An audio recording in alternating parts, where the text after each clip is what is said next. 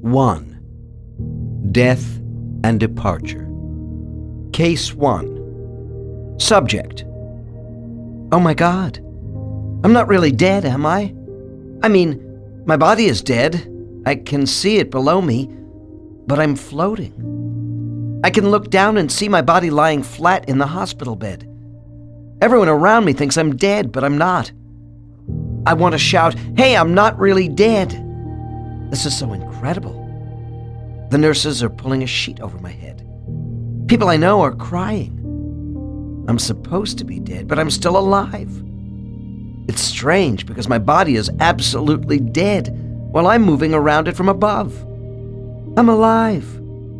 These are the words spoken by a man in deep hypnosis, reliving a death experience.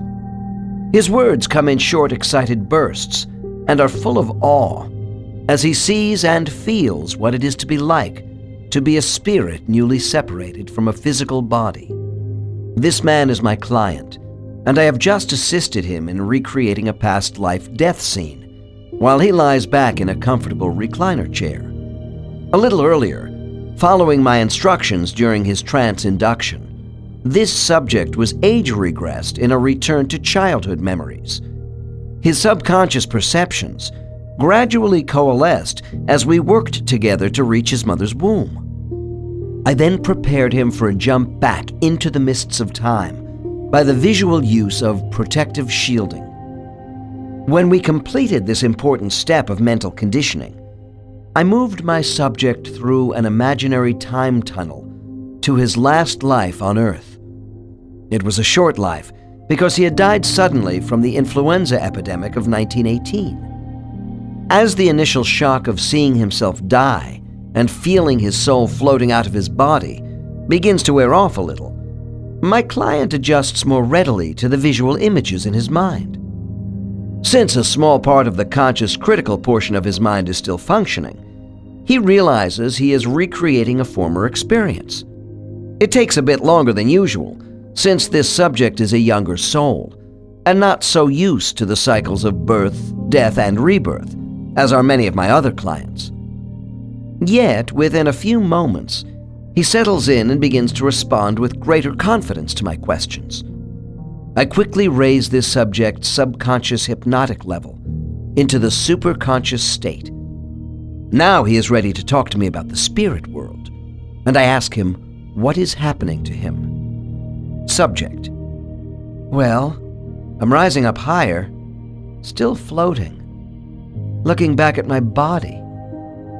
It's like watching a movie, only I'm in it. The doctor is comforting my wife and daughter. My wife is sobbing. Subject wiggles with discomfort in his chair. I'm trying to reach into her mind, to tell her everything is all right with me. She is so overcome by grief, I'm not getting through. I want her to know my suffering is gone. I'm free of my body. I don't need it anymore, that I will wait for her. I want her to know that, but she is not listening to me. Oh, I'm moving away now. And so, guided by a series of commands, my client starts the process of moving further into the spirit world. It is a road many others have traveled in the security of my office. Typically, as memories in the superconscious state expand, subjects in hypnosis become more connected to the spiritual passageway. As the session moves forward, the subject's mental pictures are more easily translated into words. Short, descriptive phrases lead to detailed explanations of what it is like to enter the spirit world. We have a great deal of documentation, including observations from medical personnel, which describes the out-of-body near-death experiences of people severely injured in accidents. These people were considered clinically dead before medical efforts brought them back from the other side. Souls are quite capable of leaving and returning to their host bodies, particularly in life-threatening situations when the body is dying. People tell of hovering over their bodies, especially in hospitals, watching doctors perform life-saving procedures on them. In time, these memories fade after they return to life. In the early stages of hypnosis regression into past lives, the descriptions of subjects mentally going through their past deaths do not contradict the reported statements of people who have actually died in this life for a few minutes. The difference between these two groups of people is that subjects in hypnosis are not remembering their experiences of temporary death. People in a deep trance state are capable of describing what life is like after permanent physical death. What are the similarities of afterlife recollection between people reporting on their out-of-body experiences as a result of a temporary physical trauma and a subject in hypnosis recalling death in a past life? Both find themselves floating around their bodies in a strange way, trying to touch solid objects which dematerialize in front of them. Both kinds of reporters say they are frustrated in their attempts to talk to living people who don't respond. Both state they feel a pulling sensation away from the place where they died and experience relaxation and curiosity rather than fear. All these people report a euphoric sense of freedom and brightness around them. Some of my subjects see brilliant whiteness totally surrounding them at the moment of death, while others observe the brightness as farther away from an area of darker space through which they are being pulled. This is often referred to as the tunnel effect and has become well known with the public.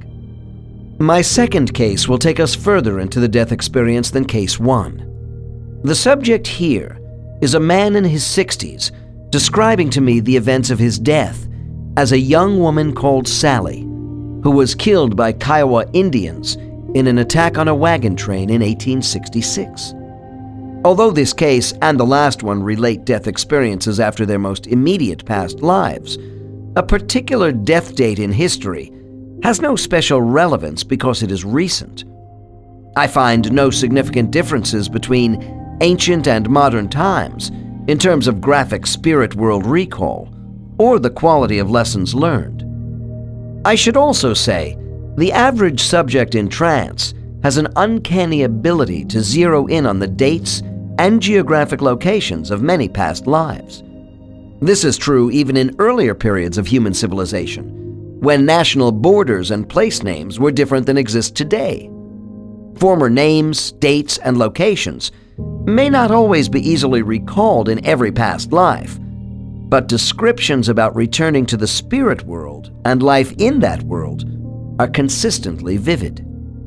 The scene in Case 2 opens on the American Southern Plains right after an arrow has struck Sally in the neck at close range. I am always careful with death scenes involving violent trauma in past lives because the subconscious mind often still retains these experiences. The subject in this case came to me because of a lifetime of throat discomfort. Release therapy and deprogramming is usually required in these cases. In all past life recall, I use the time around death for quiet review and place the subject in observer status to soften pain and emotion. Case 2. Dr. N. Are you in great pain from the arrow? Subject. Yes. The point has torn my throat. I'm dying. Subject begins to whisper while holding his hands at the throat. I'm choking. Blood pouring down. Will, husband, is holding me. The pain. Terrible. I'm getting out now. It's over anyway. Note: souls often leave their human hosts moments before actual death, when their bodies are in great pain. Who can blame them? Nevertheless, they do stay close by the dying body. After calming techniques, I raise this subject from the subconscious to the superconscious level for the transition to spiritual memories. Dr. N. All right, Sally. You have accepted being killed by these Indians. Will you please describe to me the exact sensation you feel at the time of death? Subject. Like a force of some kind, pushing me up out of my body. Dr. N. Pushing you? Out where? Subject. I'm ejected out the top of my head. Dr. N. And what was pushed out? Subject. Well, me. Dr. N. Describe what me means. What does the thing that is you look like going out of the head of your body? Subject. Pause. Like a pinpoint of light, radiating. Dr. N. How do you radiate light? Subject. From my energy. I look sort of transparent white. My soul. Dr. N. And does this energy light stay the same after leaving your body? Subject. Pause. I seem to grow a little as I move around. Dr. N. If your light expands, then what do you look like now?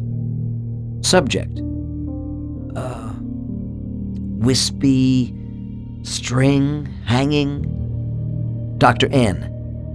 And what does the process of moving out of your body actually feel like to you? Subject. Well, it's as if I shed my skin, peeling a banana. I just lose my body in one swoosh. Dr. N. Is the feeling unpleasant? Subject. Oh no. It's wonderful to feel so free with no more pain, but I am disoriented. I didn't expect to die. Sadness is creeping into my client's voice, and I want him to stay focused on his soul for a minute more, rather than what is taking place on the ground with his body. Dr. N. I understand, Sally. You are feeling a little displacement at the moment as a soul. This is normal in your situation for what you have just gone through. Listen and respond to my questions. You said you were floating. Are you able to move around freely right after death? Subject. It's strange. It's as if I'm suspended in air that isn't air. There are no limits, no gravity. I'm weightless. Dr. N. You mean it's sort of like being in a vacuum for you? Subject. Yes, nothing around me is a solid mass. There are no obstacles to bump into. I'm drifting. Dr. N. Can you control your movements? Where are you going? Subject. Yes, I can do some of that, but there is a pulling into a bright whiteness. It's so bright. Dr. N. Is the intensity of whiteness the same everywhere? Subject. Brighter away from me. It's a little darker white, gray, in the direction of my body. Starts to cry. Oh, my poor body. I'm not ready to leave yet. Subject pulls back in his chair as if he is resisting something. Dr. N. It's all right, Sally. I'm with you. I want you to relax and tell me if the force that took you out of your head at the moment of death is still pulling you away, and if you can stop it. Subject. Pause. When I was free of my body, the pulling lessened. Now, I feel a nudge, drawing me away from my body. I don't want to go yet, but something wants me to go soon. Dr. N. I understand, Sally, but I suspect you are learning that you have some element of control. How would you describe this thing that is pulling you? Subject. Kind of magnetic force, but I want to stay a little longer. Dr. N. Can your soul resist this pulling sensation for as long as you want? Subject. There is a long pause while the subject appears to be carrying on an internal debate with himself in his former life as Sally. Yes, I can if I really want to stay. Subject starts to cry. Oh, it's awful what those savages did to my body. There is blood all over my pretty blue dress. My husband Will is trying to hold me and still fight with our friends against the Kiowa. Note: I reinforce the imagery of a protective shield around this subject, which is so important as a foundation to calming procedures. Sally's soul is still hovering over her body after I move the scene forward in time to when the Indians are driven off by the wagon train rifles. Dr. N. Sally, what is your husband doing right after the attack? Subject: Oh, good.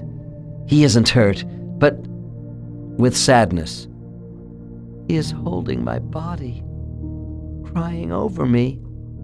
There is nothing he can do for me, but he doesn't seem to realize that yet. I'm cold, but his hands are around my face, kissing me.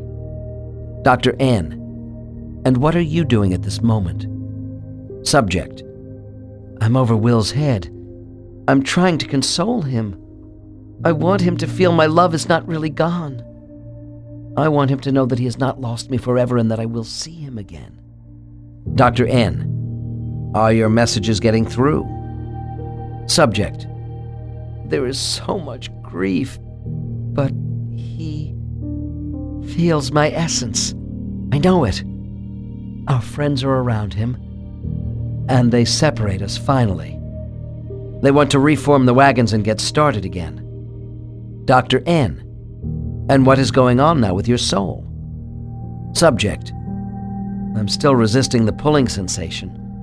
I want to stay. Dr. N. Why is that? Subject: Well, I know I'm dead, but I'm not ready to leave Will yet, and I want to watch them bury me.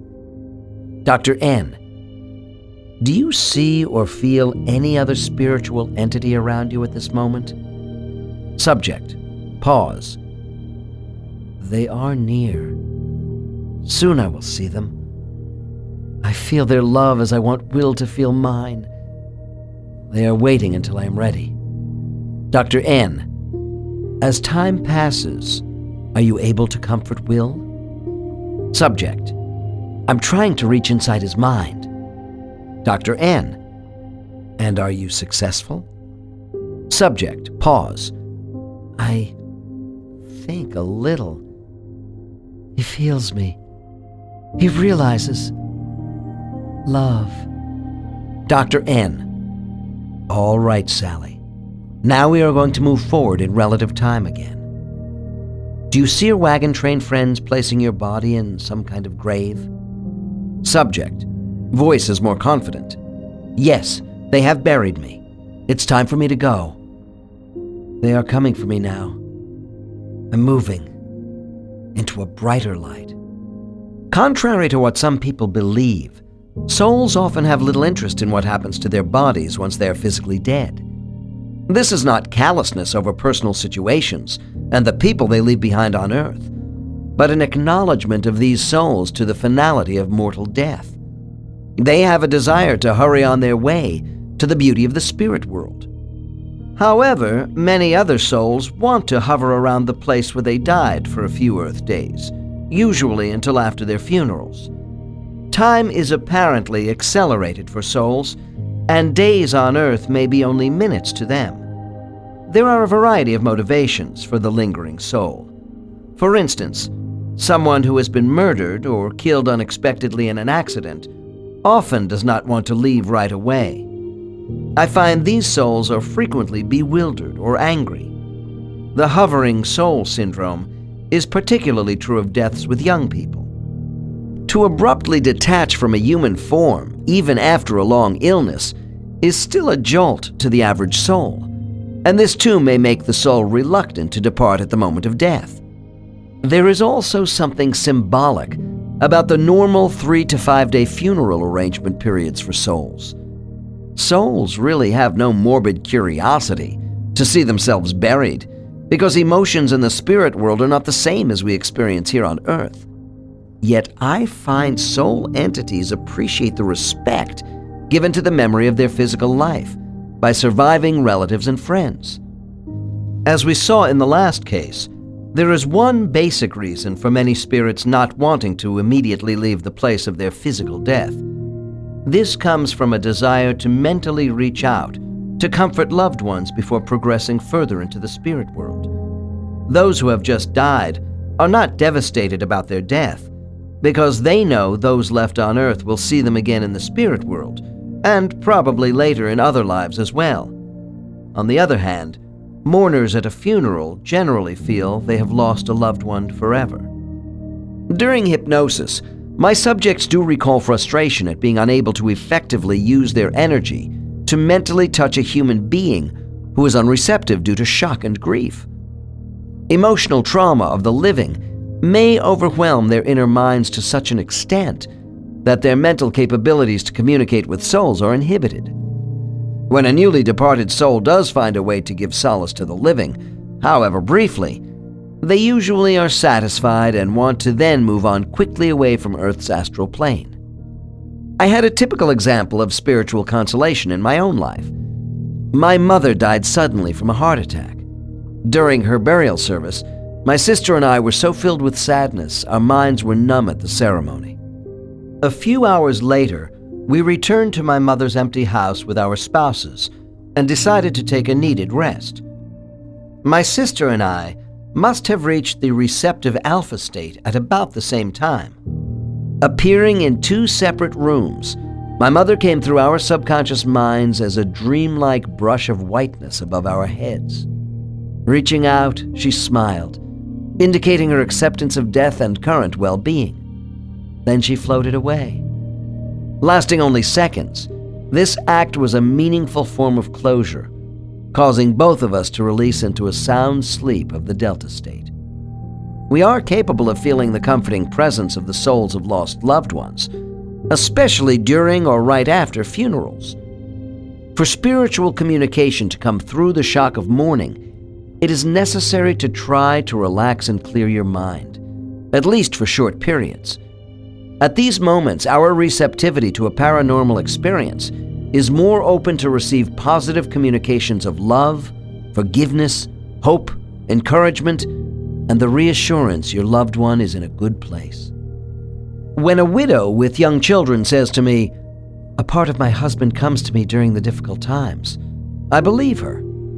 My clients tell me as souls, they are able to help those on Earth connect their inner minds to the spirit world itself. As it has been wisely said, people are not really gone as long as they are remembered by those left on Earth. In the chapters ahead, we will see how specific memory is a reflection of our own soul, while collective memories are the atoms of pure energy for all souls.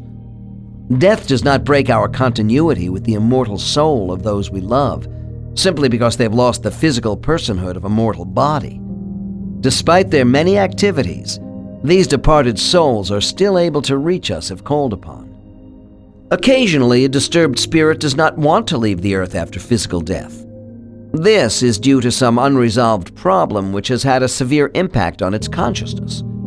In these abnormal cases, help is available from higher caring entities who can assist in the adjustment process from the other side. We also have the means to aid disturbed spirits in letting go on Earth as well. I will have more to say about troubled souls in Chapter 4, but the enigma of ghosts portrayed in books and movies has been greatly overblown. How should we best prepare for our own death? Our lives may be short or long, healthy or sick, but there comes that time when we all must meet death in a way suited for us. If we have had a long illness leading to death, there is time to adequately prepare the mind once initial shock, denial, and depression have passed. The mind takes a shortcut through this sort of progression when we face death suddenly. As the end of our physical life draws near, each of us has the capacity to fuse with our higher consciousness. Dying is the easiest period in our lives for spiritual awareness, when we can sense our soul is connected to the eternity of time. Although there are dying people who find acceptance to be more difficult than resignation, caregivers working around the dying say most everyone acquires a peaceful detachment near the end. I believe dying people are given access to a supreme knowledge of eternal consciousness, and this frequently shows in their faces. Many of these people realize something universal is out there waiting, and it will be good. Dying people are undergoing a metamorphosis of separation by their souls from an adopted body. People associate death as losing our life force, when actually the opposite is true. We forfeit our body in death, but our eternal life energy unites with the force of a divine oversoul. Death is not darkness, but light. My clients say after recalling former death experiences, they are so filled with rediscovered freedom from their earthbound bodies that they are anxious to get started on their spiritual journey to a place of peace and familiarity. In the cases which follow, we will learn what life is like for them in afterlife.